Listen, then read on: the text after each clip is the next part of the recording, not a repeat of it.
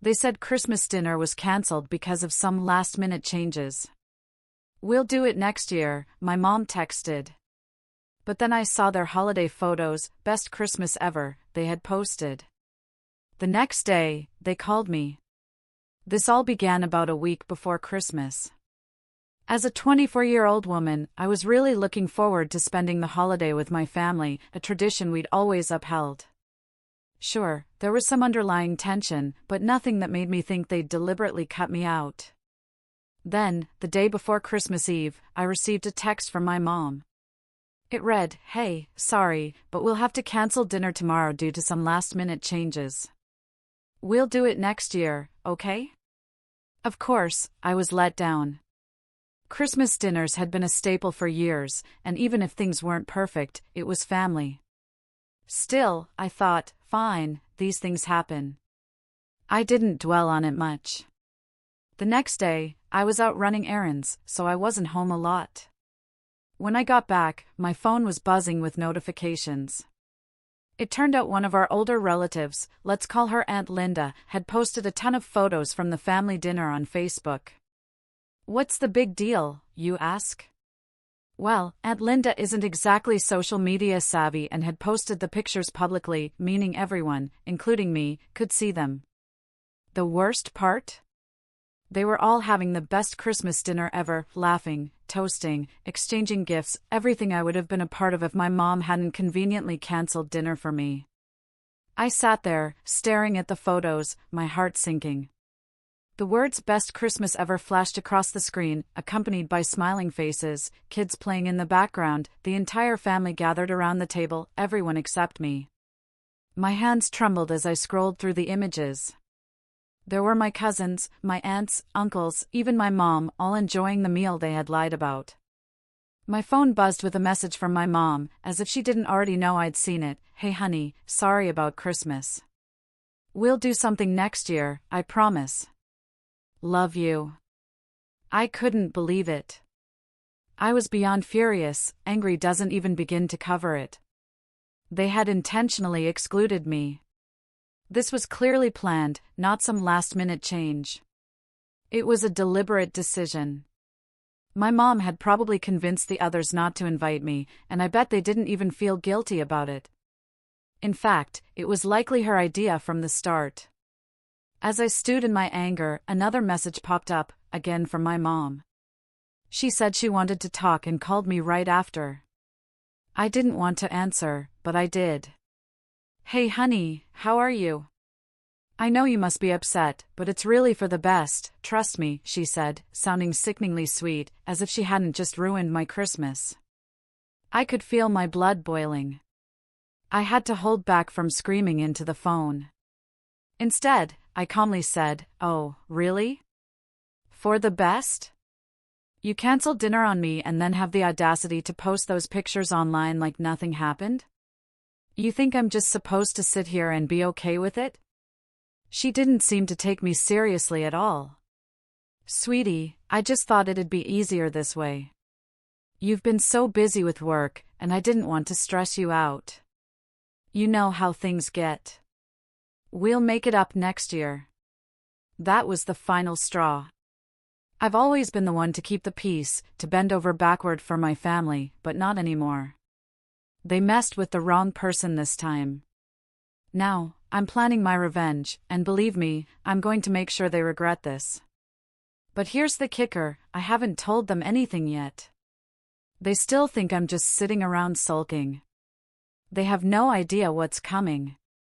I spent the next couple of days seething. Every time I thought about how they treated me, my blood boiled. I couldn't believe they'd all just go along with it like it was nothing. What kind of family does that?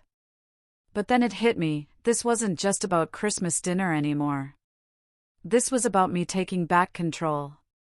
They thought they could push me aside, leave me out, and I'd just take it. Well, not anymore. I started plotting.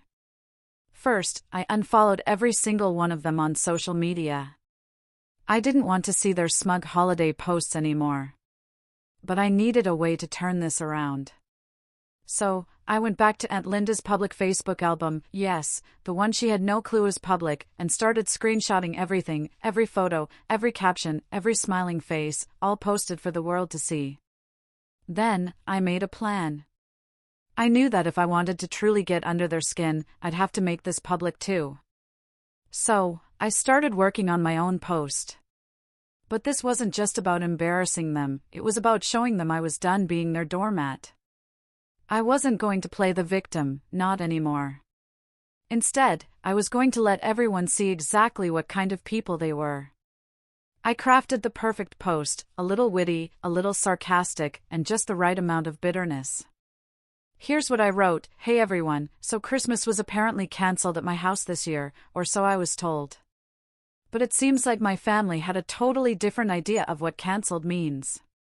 Check out all the photos from their last-minute changes Christmas dinner, because apparently, I'm just not invited anymore. Best Christmas ever, right? Looks like they saved all the food, presents, and good times for everyone else. Just thought I'd let you all in on the holiday fun I missed out on this year. Merry Christmas to me, I guess. Hashtag family drama, hashtag left out." I made sure to tag every single one of them, and I didn't just post it on Facebook. No, I wanted to make sure they saw it everywhere, so I shared it to Instagram too and tagged them there as well. I knew this would send shockwaves through the family, especially since my mom's whole thing was pretending everything was perfect for everyone else. I didn't expect them to call right away, but sure enough, within minutes, my phone was buzzing. It was my mom. I didn't pick up. I knew if I did, I'd lose control. So, I let it ring. Then came a message from my cousin Rachel, who was apparently concerned about how I was feeling. Cousin Rachel asked, "What's going on?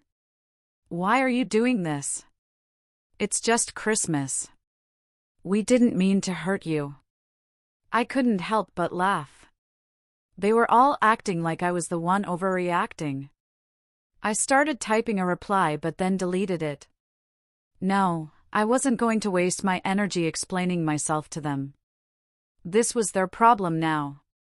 Then came another text from my mom. She was starting to panic. Mom said, "I don't know what you're trying to do, but this isn't the way to fix things. We're family. Please, let's talk."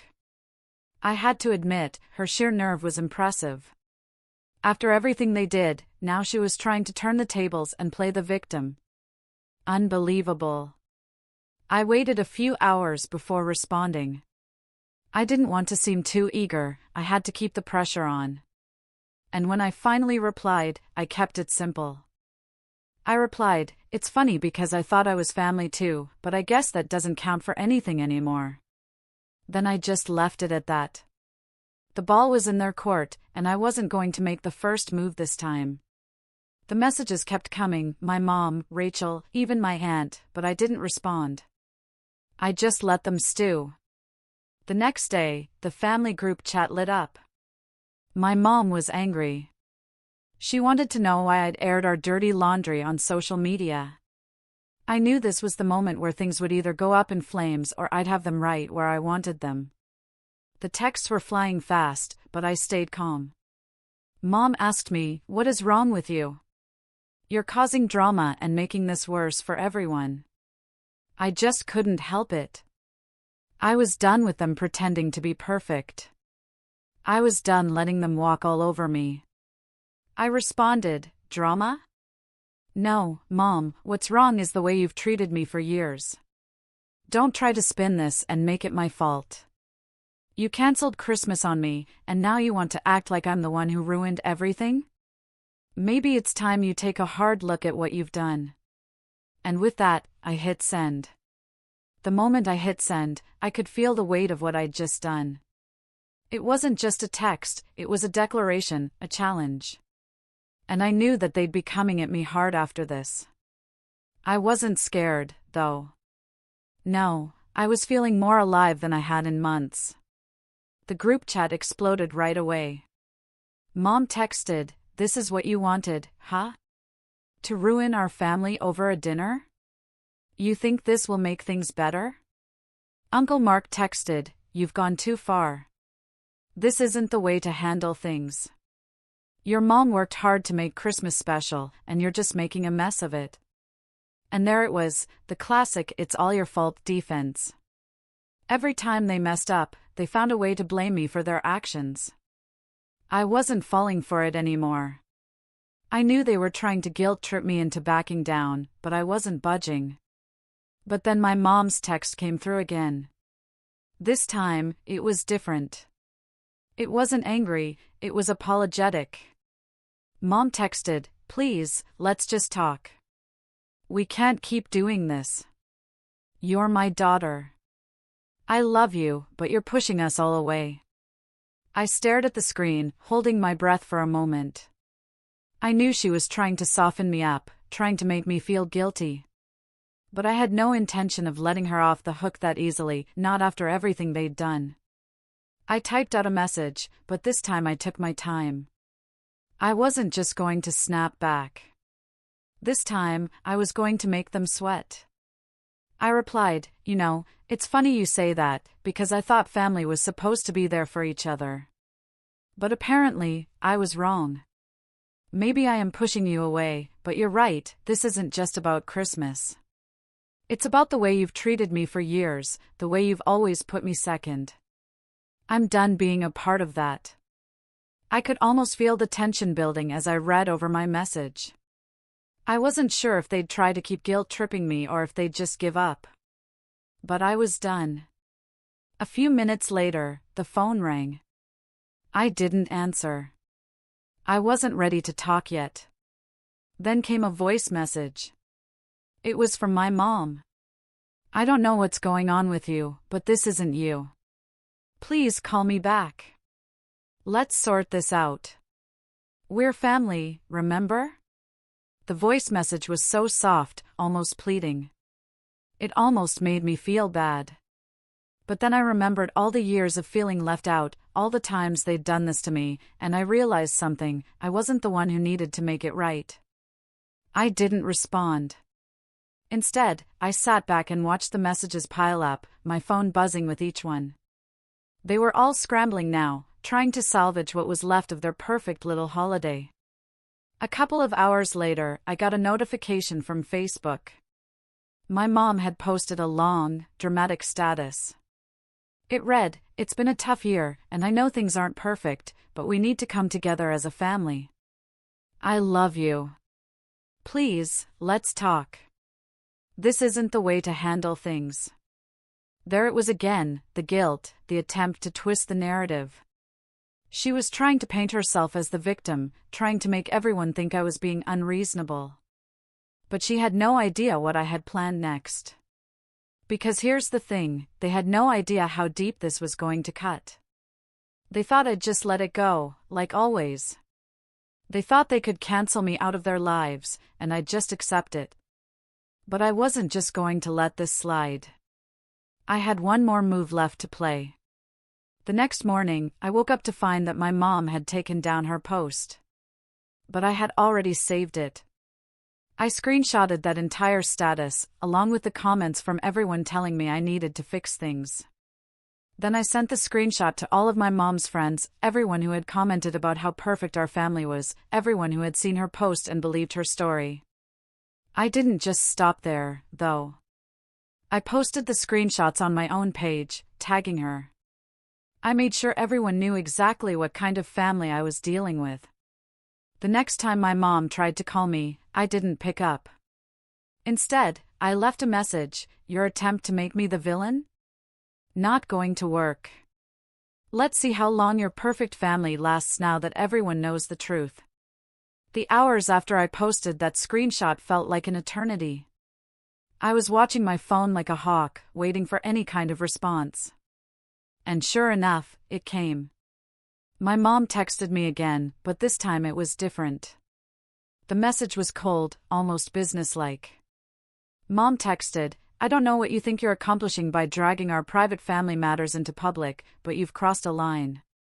Don't expect to be part of any family events moving forward. You've made your choice." I felt a chill run down my spine. She was really doing this. She was cutting me off, just like that. But instead of feeling crushed, I felt empowered. I had exposed the truth, and now they were scrambling to keep their perfect image intact. I didn't respond to her text right away. I just let it sit there, lingering. I had more important things to do. The following day, I woke up to dozens of messages from people I hadn't heard from in years, family friends, extended family, people who had been kept in the dark about what was really going on in our family.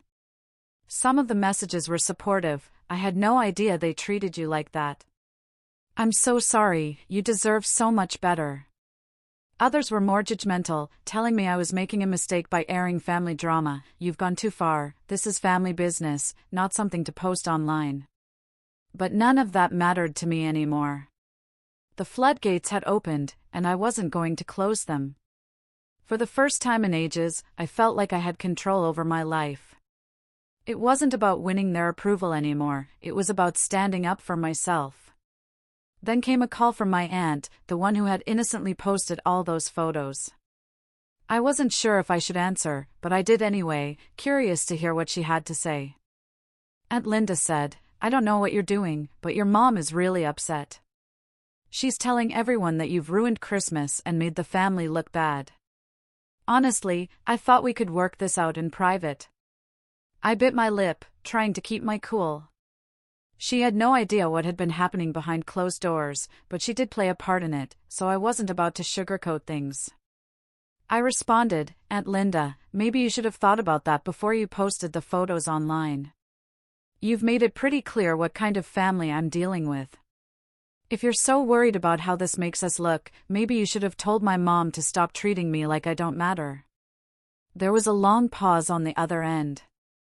I could hear the gears turning in her head as she processed my words. Aunt Linda said, I didn't mean for any of this to happen. I just wanted everyone to be happy. I replied, you didn't mean for it to happen, but you didn't think about the consequences either. And now I'm left dealing with all of this alone. Aunt Linda sighed, her voice tinged with guilt. Aunt Linda said, maybe we all made mistakes, but the way you've handled this, it's just not fair to your mom. She's heartbroken. I had to laugh bitterly. I wasn't the one breaking hearts here, but I knew I had to be careful. This wasn't just about getting them to apologize, it was about proving I didn't need them anymore. I replied, if she's heartbroken, it's because she's realizing that I'm not just going to let her walk all over me anymore. Tell her to stop pretending to be the victim. I hung up before she could say anything else. The satisfaction of hanging up felt good, it felt right. And I knew there was one more step I had to take. That night, I went back to the post I'd made on Facebook. I'd already been getting messages, but I wanted to stir the pot a little more. I wanted to make sure they couldn't just sweep this under the rug. I edited the post.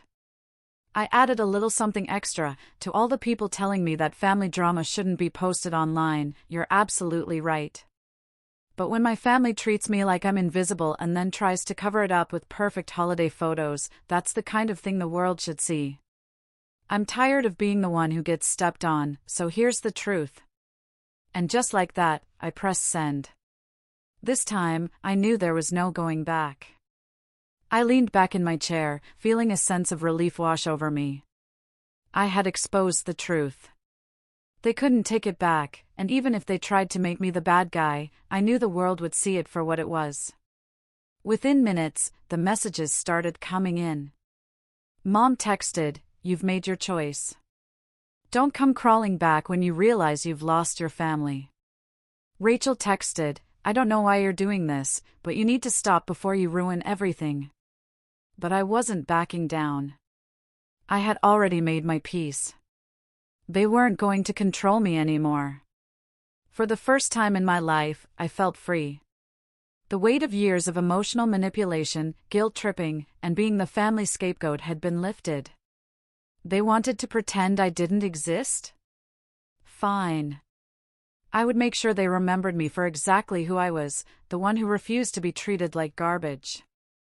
I put my phone on silent and sat down with a cup of coffee, staring out the window.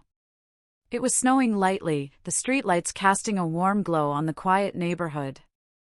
Somewhere, other families were enjoying their Christmas leftovers, laughing, exchanging gifts, creating real memories with people who actually cared about each other. I had spent years wishing for that kind of family, but now I realized I didn't need them. That night, I decided to take things a step further. I gathered every text, every message, every passive-aggressive guilt trip my family had ever sent me and compiled them into one final post. Except this time, it wasn't for Facebook. I sent it directly to every extended family member, every family friend, every mutual connection my mom had cultivated over the years to maintain her perfect image. No caption, no explanation, just the raw, ugly truth. I knew exactly what would happen next. My mom would scramble to do damage control. She would spin the story to make herself the victim, how I had lashed out, how I had ruined Christmas, how I had driven a wedge between us. But it didn't matter. The people who mattered would see through it, and the ones who didn't? I didn't need them anyway. The next morning, my phone was flooded with responses. Some were shocked, some apologized for not realizing how bad it had been, some defended my mom, saying she was just trying her best. But the best message came from an unexpected source, my cousin Emily. Emily and I had never been particularly close. She had always been the golden child, the one who got everything handed to her. But her message was short and to the point. I had no idea. "I'm so sorry. You don't deserve this. If you ever need family, you've got me." That was it. That was all I needed to see. I replied with a simple thank you, and then I blocked my mother. I blocked my sister. I blocked every single person who had chosen to side with them. And just like that, I was free. The silence was deafening at first, but then I realized it wasn't silence, it was peace. I made myself breakfast, played some music, and started looking up flights. I had always wanted to take a solo trip somewhere new, somewhere exciting, maybe Europe, maybe South America. It didn't matter. For the first time in my life, I was making choices for me, and I wasn't looking back. Update: Hey everyone, I thought I'd drop a quick update since it's been a year. Long story short, I've never been happier. Cutting them off was the best decision I've ever made. I spent the past year traveling, meeting new people, and actually enjoying life without the constant stress of family drama hanging over me. I found a great job, moved to a new place, and even made real friends, ones who actually care about me. As for my family, well, karma has been working overtime. Turns out, without me around as their scapegoat, they started turning on each other. My sister and mom had a massive falling out, no surprise there, and from what I've heard through the grapevine, a lot of extended family members don't trust them anymore after seeing the receipts I posted last year. Mom tried to play the victim, but people weren't buying it. They reached out a few times, empty apologies, guilt-tripping, the usual, but I never responded. They made their choice. This Christmas, I'm spending it with people who actually want me around, and for the first time, it really is the best Christmas ever. No regrets.